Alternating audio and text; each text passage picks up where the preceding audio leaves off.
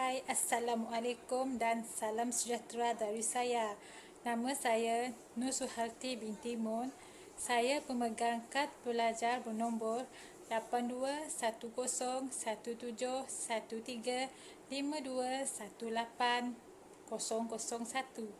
Saya merupakan pelajar OUM dari Kuching, Sarawak. Saya telah mengambil kursus kesusasteraan kanak-kanak 2 cerita rakyat Malaysia untuk semester September 2020. Pada hari ini, saya telah memilih cerita rakyat Malaysia iaitu cerita dongeng Bawang Putih dan Bawang Merah yang bertajuk Bawang Putih dan Bawang Merah merupakan cerita orang Melayu yang terkenal dan berkait rapat dengan tradisi lisan dan mungkin termasuk binatang yang bercakap atau tidak bernyawa. Cerita dongeng walau bagaimanapun sering menggunakan unsur ajaib dan gaib. Cerita ini berlaku kebanyakannya di Istana Raja, walaupun pengembaraannya sering berlaku dalam hutan yang tebal, di laut dan dimensi lain seperti dunia lain. Pada asalnya, cerita ini telah disampaikan oleh tukang cerita yang dikenali sebagai penglipur lara kepada orang Melayu. Pada hari ini, cerita rakyat jenis dongeng Bawang Putih dan Bawang Merah sudah diterbitkan dalam bentuk CD, buku, digital. Tujuan saya memilih cerita rakyat Malaysia jenis dongeng Bawang Putih dan Bawang Merah supaya kanak-kanak kecil dapat memelihara nilai dan budaya warisan. Bahkan cerita rakyat juga bertindak sebagai sumber hiburan yang menyediakan kegembiraan yang berterusan kepada kanak-kanak kecil. Tambahan pula, cerita rakyat juga dapat mendidik kanak-kanak kecil dan membantu mereka mengembangkan perkembangan sosial, membantu mereka meningkatkan dan memperkembangkan perbendaharaan kata serta meningkatkan kefasihan dan kefahaman mereka.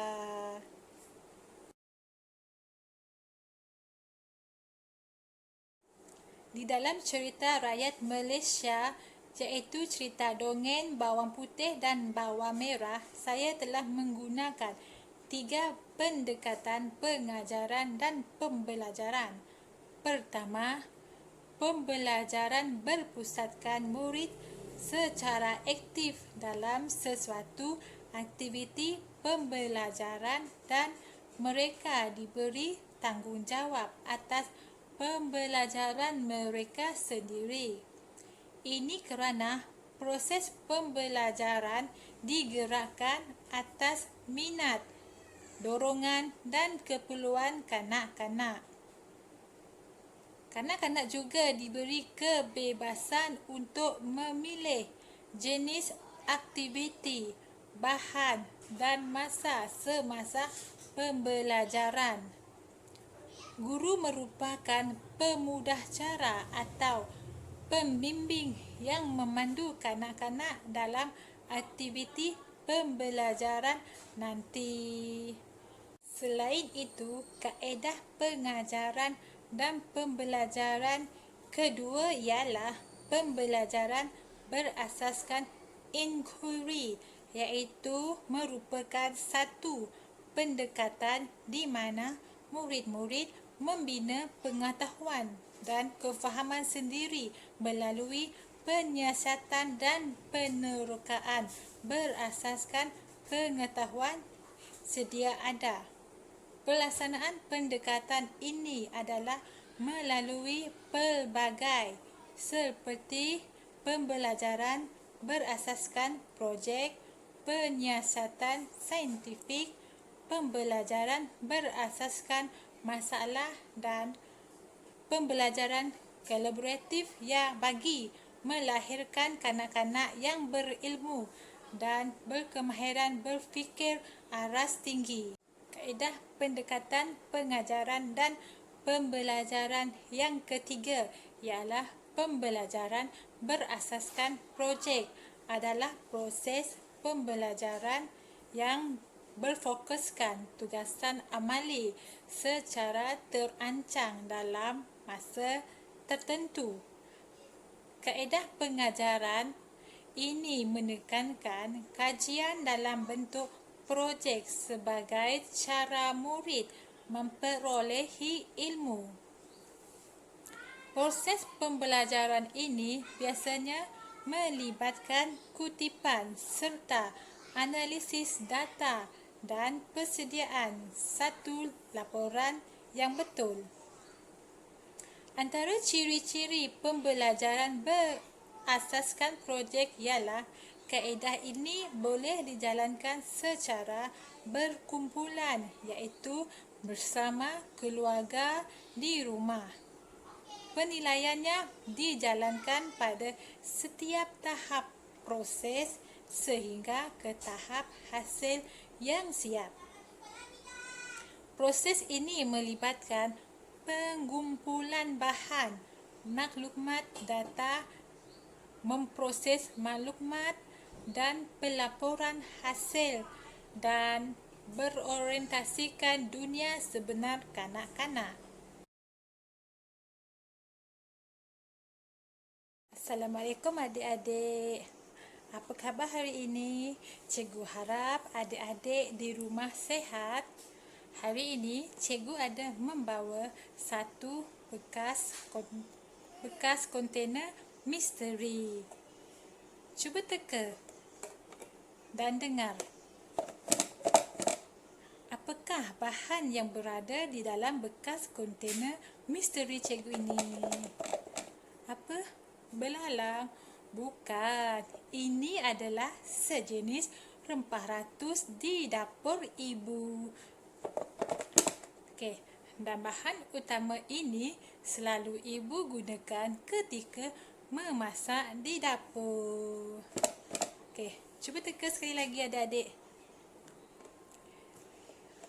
Ya, bawang. Betul. Tepuk tangan. Ini adalah bawang putih. Pernah nampak tak bawang putih ni? Ini pula ialah bawang merah.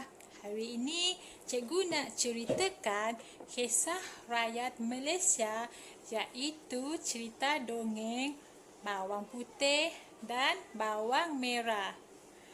Nak dengar cerita tak?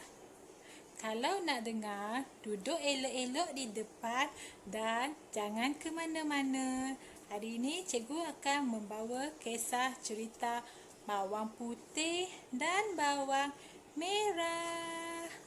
Tajuk cerita cikgu hari ini ialah cerita dongeng bawang putih dan bawang merah.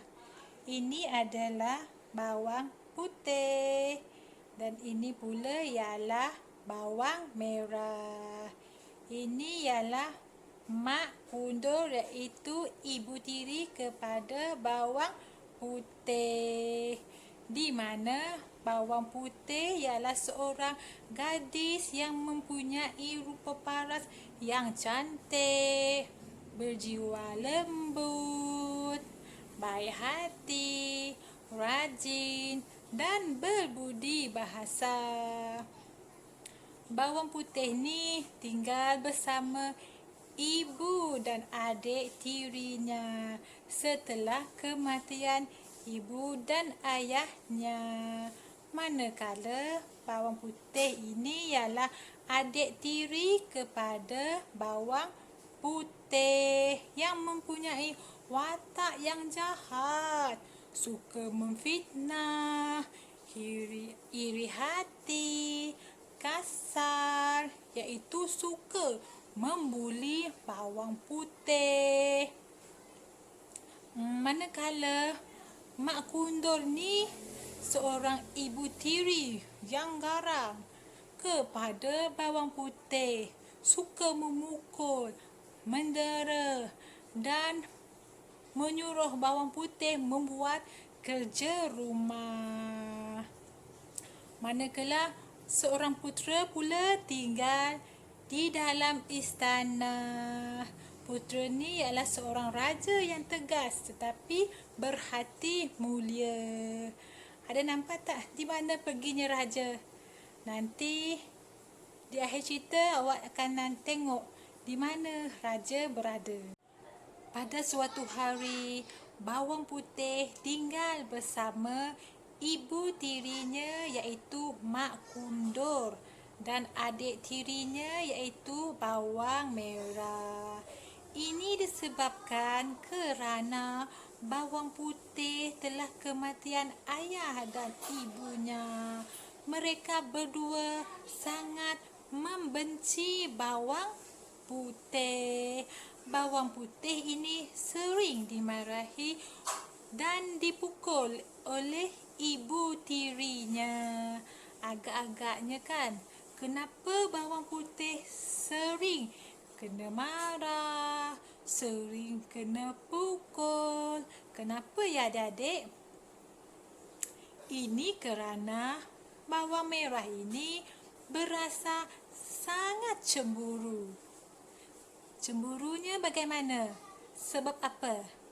Ya, sebab melihat kecantikan bawang putih kerana bawang putih ini pandai dan rajin membuat kerja rumah.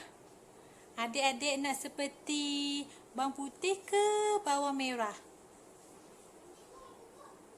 Bawang putih sebab dia rajin walaupun sering kena marah oleh ibu tirinya.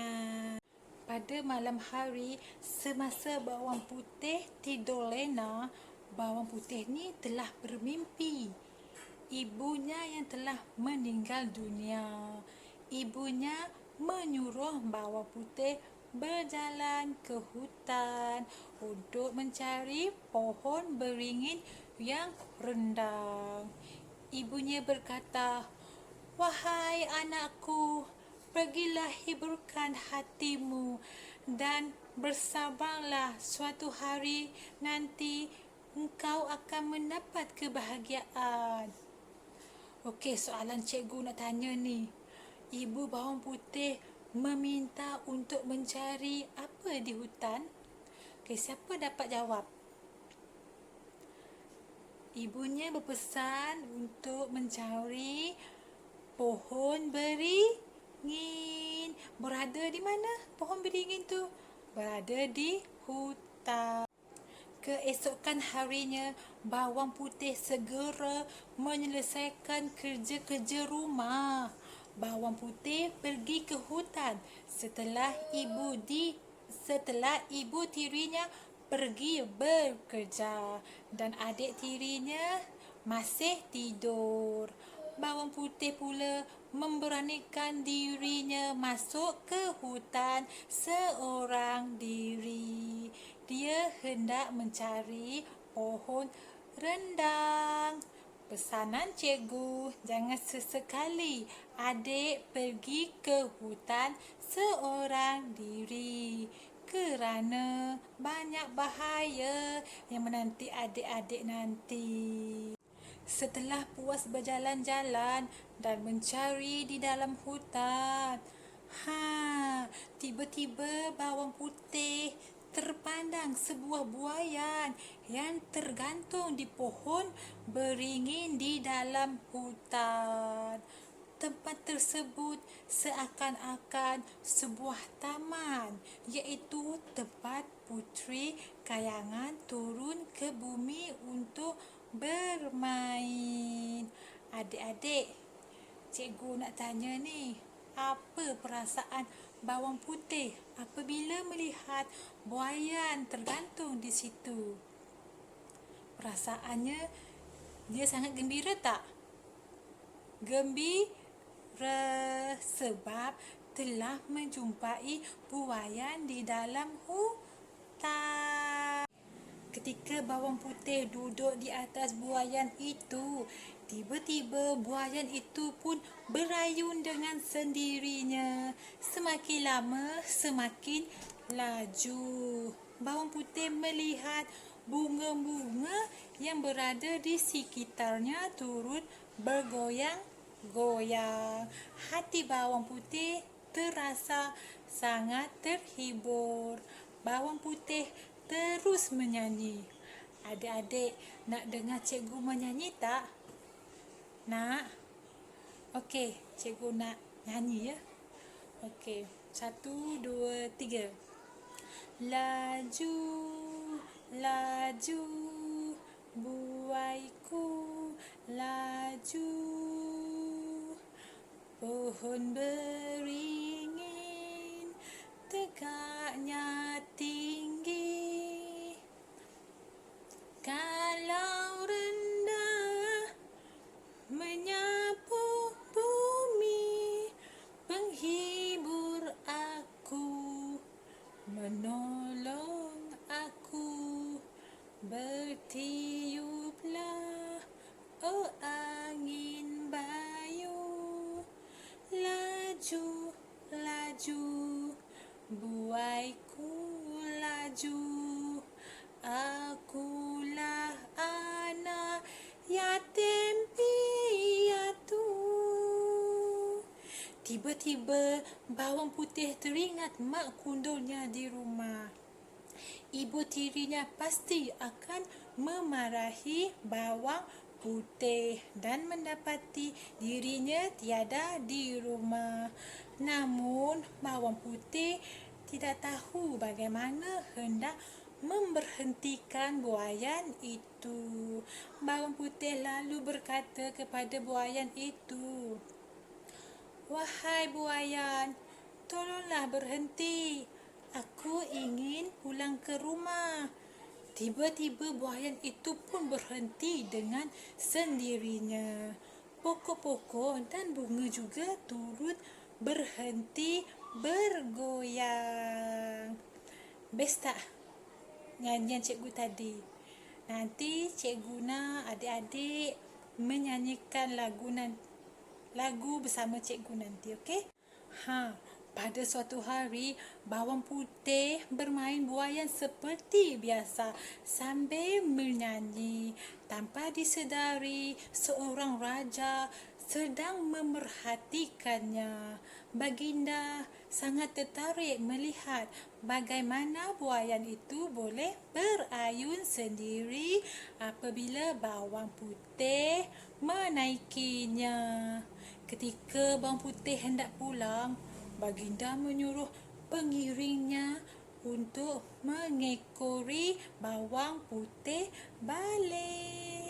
Setelah baginda dan panglima mendapat tahu di mana bawang putih itu tinggal, baginda pergi ke rumah tersebut. Ketika itu, mak kundur dan bawang merah berada di halaman rumah. "Di manakah anak makcik seorang lagi?" tanya baginda. Mak kundur pula menyangka baginda adalah orang kaya. "Makcik, mana ada anak yang lain? Bawang merah inilah satu-satunya anak makcik," kata mak kundur. Okey. Baginda menceritakan tentang gadis yang dilihatnya bermain buaian di dalam hutan. Bawang merah inilah yang bermain di atas buaian itu. Bohong mak kundur. Siapa yang bermain sebenarnya? Bawang putih ke bawang merah? Bawang putih. Setelah beredar, mak kundur memaksa bawang putih menunjukkan tempat buaian itu. Mak kundur membawa bawang putih bermain. Namun buaian itu tidak berayun dengan sendirinya. Putera raja pula mengintainya dari sebalik pokok. Baginda menyuruh pengiringnya ke rumah Mak Kundur dan membawa bawang putih ke hutan. Pengiring pun pergi, tetapi mendapati bawang putih dikurung dan diikat. Maka dia segera membuka ikatan itu dan membawa bawang putih bertemu dengan raja. Mak Kundur pula terkejut apabila melihat kehadiran baginda dan bawang putih bersama. Apabila bawang putih berbuai dan menyanyi, buaian itu pun berayun laju. Makcik telah berbohong kepada beta, kata putera raja. Ketika itu barulah Mak Kundur tahu bahawa lelaki itu adalah putera raja. Kamu ibu yang zalim. Kamu telah menyiksa bawang putih, kata baginda lagi. Mak Kundur menangis dan meminta ampun kepada raja. Bawang merah pula meraung dan menangis kerana mencemburui bawang putih. Bawang putih yang baik hati itu telah meminta putera raja mengampunkan Mak Kundur dan bawang merah. Sejak dari itu, Mak Kundur dan anaknya tinggal bersama bawang putih di istana. Raja sangat kagum dengan sifat kemuliaan bawang putih. Akhirnya, tengok putera raja mengahwini bawang putih. Mereka hidup bahagia selama-lamanya di dalam istana yang megah dan cantik. Adik-adik sudah mendengar cerita bawang putih dan bawang merah dari cikgu. Sekarang, cikgu nak adik-adik melakonkan watak-watak dalam cerita tadi seperti bawang merah seorang yang tidak baik, manakala bawang putih seorang yang baik hati. Watak ibu tiri pula seorang yang jahat.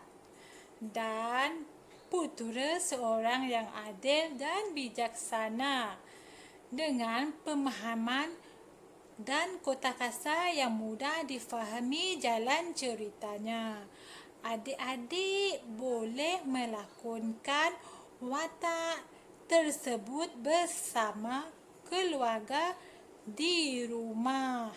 Cikgu akan memberi tempoh selama 2 minggu untuk adik-adik bersama keluarga membuat projek rakaman video bawang putih dan bawang merah.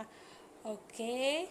Setelah adik-adik selesai dalam rakaman video nanti, adik-adik boleh menghantar video tersebut kepada cikgu.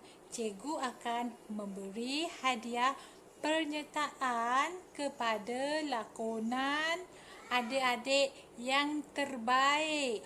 Sekiranya adik-adik atau keluarga tidak faham, adik-adik boleh WhatsApp cikgu.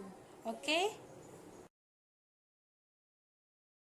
Aktiviti pembelajaran kedua, adik-adik kena mencari perkataan yang hilang. Adik-adik sudah mendengar cikgu menyanyi tadi kan? Nama lagu cikgu tadi ialah Laju-Laju Buaiku Laju dalam cerita Bawang Putih dan Bawang Merah.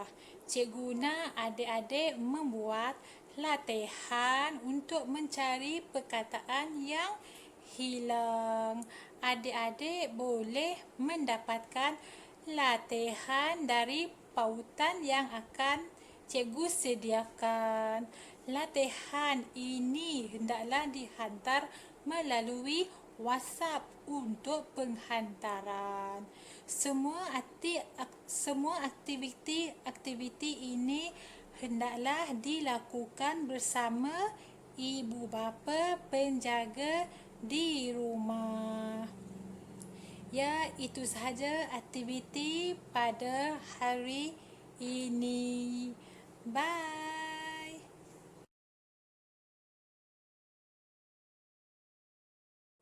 Pesanan cikgu pada adik-adik bahawa ada harapan untuk masa depan yang lebih baik dari semalam.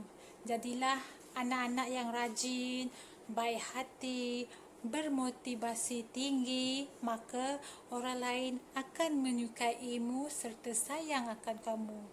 Akhir nanti, adik-adik akan hidup gembira, bahagia bersama keluarga yang tersayang.